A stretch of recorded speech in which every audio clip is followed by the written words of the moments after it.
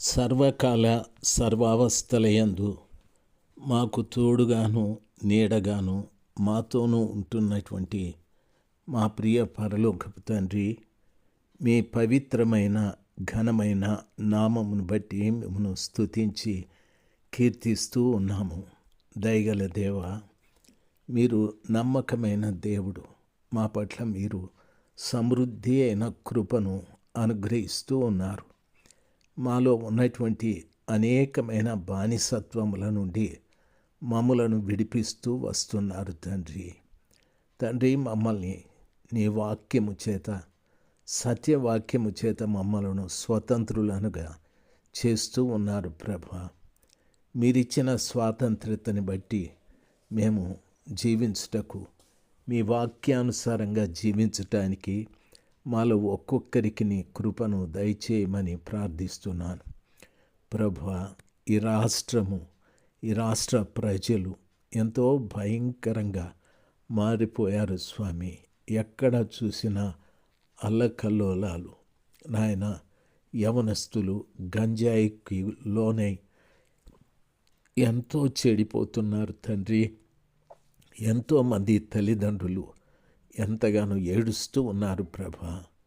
అటువంటి కుటుంబాల మీద మీ కృప ఉంచి యవన బిడ్డల్ని ఆ భయంకరమైన విష పదార్థముల నుండి, మత్తు పదార్థాల నుండి విడిపించమని వేడుకుంటున్నాను. యేసు ప్రభు నామంలో ప్రార్థిస్తున్నాను తండ్రి. Amen, amen. డిసెంబర్ మాసం 7వ తారీఖు 2025 ఆదివారం. ఎజ్రా గ్రంథము 9వ అధ్యాయము 8వ వచనములో ఉన్న విషయాలే మాట్లాడుతూ ఉన్నాను. ప్రియులరా, గమనించాలి. మన నేత్రములను వెలిగించిన గొప్ప దేవుడు మనల్ని దాసత్వము నుండి కూడా ఆయన మనల్ని విడిపించి తెప్పరిల్ల చేయును అని వాక్యం సెలవిస్తుంది. ఏ రకమైన దాసత్వంలో మనము బ్రతుకుచుంటిమో నిన్నటి దినాన చెప్పాను. మనల్ని దాసత్వం నుండి విడిపించటానికి ప్రభుల వారు కూడా హెబ్రీ పత్రిక 2వ అధ్యాయము 15వ వచనంలో చదువుకున్నట్లయితే, జీవితకాలం అంతయు మరణ భయము చేత దాస్యమునకు లోబడిన వారిని విడిపించుటకును ఆయన కూడా రక్త మాంసములలో పాలివాడయ్యను.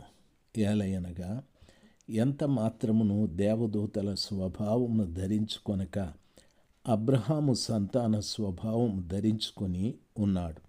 కావున ప్రజల పాపములకు పరిహారము కలగజేయుటకై ఆయన దేవుని సంబంధమైన కార్యములలో కనికరమును నమ్మకమును గలవాడాయనని వాక్యము సెలవిస్తుంది. కాబట్టి ప్రభుల వారు రక్త మాంసములు కలిగిన వ్యక్తిగా భూమి మీదికి రావటానికి గల కారణము, మనము మరణ భయము చేత జీవితకాలం అంతా కూడా దాసత్వమునకు లోబడిన మనల్ని విడిపించటానికి ఆయన ఆ రీతిగా చేశాడు. ప్రియులారా, దేవుని పిల్లలం మనము ఒకవేళ దేనికి దాసులుగా బ్రతుకుతున్నామో చూడండి. 1 మీ శరీరానికా, 2 లోకానికా, 3 పాపానికా, సాతానునికా, లేక సిరికి ధనానికా, దేనికి మనము దాసులుగా బ్రతుకుతున్నాం?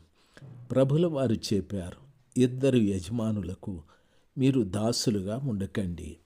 అలాగుంటే ఒక యజమానిని మీరు సన్మానిస్తారు, గౌరవిస్తారు, ఇంకొక యజమానిని తిరస్కరిస్తారని. దేవుడు సిరికి అని ఎందుకన్నాడు? డబ్బుకు మనము దాసులుగా ఉంటే డబ్బుని ఎక్కువగా ప్రేమిస్తూ ఉంటాం. దయచేసి గమనించాలి. దేవునికి దాసులమైతే దేవుణ్ణి ఎక్కువ ప్రేమిస్తూ ఉంటాం. ఇప్పుడు చాలామంది డబ్బునే ఎక్కువ ప్రేమిస్తూ ఉన్నారు. దయచేసి గమనించాలి. అందులో ముఖ్యంగా ఈ మాట నేను చెప్పకూడదు, కానీ ఈ రోజున ఎంతోమంది సేవకులు కోట్లకు పడగలెత్తారు. ప్రియులారా, వారు మొదటి జీవితం, మాకు అన్నం లేదు, బట్టలు లేవు, ఉండటానికి చోటు లేదు, మేము నిరాధారంగా బ్రతికాము అంటున్నటువంటి వారు ఈ రోజున గొప్ప గొప్ప మేడలు, గొప్ప గొప్ప కార్లు, విలాసవంతమైన జీవితాలు, కోట్లకు పడగలెత్తారు. ఎలాగ ఇది సాధ్యము అంటే నాకు కూడా తెలియదు. నేను దరిదాపు 40 సంవత్సరాల నుండి పరిచర్య చేస్తూ ఉన్నాను.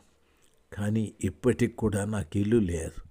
ఒక ఇల్లు కట్టుకుంటూ ఉన్నాను, కానీ డబ్బు లేక అది ఆగిపోయాది. దేవుని పిల్లలు గమనించాల్సింది, ఎందుకు ఇంతగా డబ్బును ప్రేమిస్తున్నారు అంటే వారు దేన్ని ప్రేమిస్తారో అది వాళ్ళ దగ్గరికి వస్తుంది. దేవుని ప్రేమించే వారికి దేవుడు దగ్గరుంటాడు. ధనాన్ని ప్రేమించే వారికి ధనం దగ్గరుంటుంది. కాబట్టి ధనాన్ని ప్రేమిస్తూ సిరికి దాసులుగా ఉన్నవారు బోలెడంతమంది అయిపోయారు. దయచేసి ఒకవేళ ఈ మాటలు విన్నప్పుడు నీలో నేను సిరిని ప్రేమిస్తున్నాను అనేటటువంటి ఆ ఆలోచన నీకు కలిగితే మానుకొని ప్రభువుని ప్రేమించటానికి ప్రయత్నము చేద్దాం. ప్రభుని ప్రేమించే ప్రతివాడును ఆయన ఆజ్ఞలను గైకొందురు అని వాక్యం సెలవిస్తుంది. మనం ప్రభువుని ప్రేమిద్దాం, ఆయన ఆజ్ఞల్ని గైకొందాం. ఆ రీతిగా మన జీవితకాలం అంతా కూడా మనతో మనము ప్రభువుతో కలిసి జీవించటానికి తీర్మానము చేసుకుందాం. లోకము దాని ఆశ దేవుని నుండి పుట్టినవి కాదు. అవన్నీ కూడా లోక సంబంధమైనవే. అవన్నీ కూడా గతించిపోతాయి. ఆయన చిత్తమును జరిగించే ప్రతివాడు నిరంతరము జీవిస్తాడని వాక్యము సెలవిస్తుంది. కాబట్టి దాస్యములో నుండి మనము విడిపించబడాలి. తరువాత మాలో ఒక శేషము ఉండనిచ్చినట్లు గాను తన పరిశుద్ధ స్థలమందు మమ్మను స్థిరపరచునట్లుగాను అని వాక్యము సెలవిస్తుంది. మనము దాస్యము నుండి బయటకు వచ్చిన తరువాత దేవుని యొక్క పరిశుద్ధ స్థలంలో స్థిరపడేటట్టుగా మనం ఉండాలి, స్థిరంగా ఉండాలి. బైబిల్ ఈ రీతిగా సెలవిస్తుంది, తన పరిశుద్ధ స్థలమందు మమ్మను స్థిరపరచునట్లుగా. ప్రియులారా, ఈ రోజున మనము ప్రభువు యొక్క పరిశుద్ధ స్థలములో స్థిరంగా ఉండాలి. ఆయన పరిశుద్ధ స్థలములో స్థిరంగా ఉన్నామంటే మనము పరిశుద్ధులుగా ఉన్నట్టే కదా. దయచేసి గమనించాలి, మనం ఆయన పరిశుద్ధ స్థలములో స్థిరులుగా ఉండాలి. ఎందుకంటే దేవుడు పరిశుద్ధుడు కాబట్టి నేను కూడా పరిశుద్ధత కలిగి ఉండాలి, అందులో స్థిరపడి ఉండాలి. ఎందుకు అని అడిగితే వాక్యం ఈ రీతిగా సెలవిస్తుంది, పరిశుద్ధత లేకుండా ఎవరు దేవుణ్ణి చూడలేరని. ఈరోజు చాలామంది దేవుని నమ్ముకున్న బిడ్డలు ఆ సేవకుడు, ఈ సేవకుడు, ఆ పరిచర్య, ఈ పరిచర్య అని గొప్పలు చెప్పుకుంటూ ఉన్నారు. ప్రభుని చూడాలని ఎవరికీ లేదు, ప్రభుని గురించి చెప్పాలని లేదు. ప్రియులారా, గమనించాలి, సర్వశక్తిమంతుడైన దేవుని చూడాలి అనే కోరిక ప్రతి సంఘంలో ఉన్న బిడ్డకు కలగాలి. అక్కడ పనిచేస్తున్నటువంటి దైవ సేవకులు ఆ వ్యక్తులకు ప్రభువుని చూడాలి, ప్రభుతో కలవాలి అనేటటువంటి ఆశ, ఆలోచన పుట్టించాలి. ఎందుకంటే ప్రభుని చూడటానికి ఆ బిడ్డలలో పరిశుద్ధత నెలకొల్పబడాలి. వారి మాట యందు, వారి ప్రవర్తన యందు, వారి చూపులు, వారి ఆలోచనలంతా కూడా, తలంపులు కూడా పరిశుద్ధంగా ఉండాలి. అప్పుడే కృపగల దేవుణ్ణి చూడటానికి అవకాశాలు ఉంటాయి. పరిశుద్ధతలో ఆ బిడ్డలు స్థిరపడి బలపడాలి.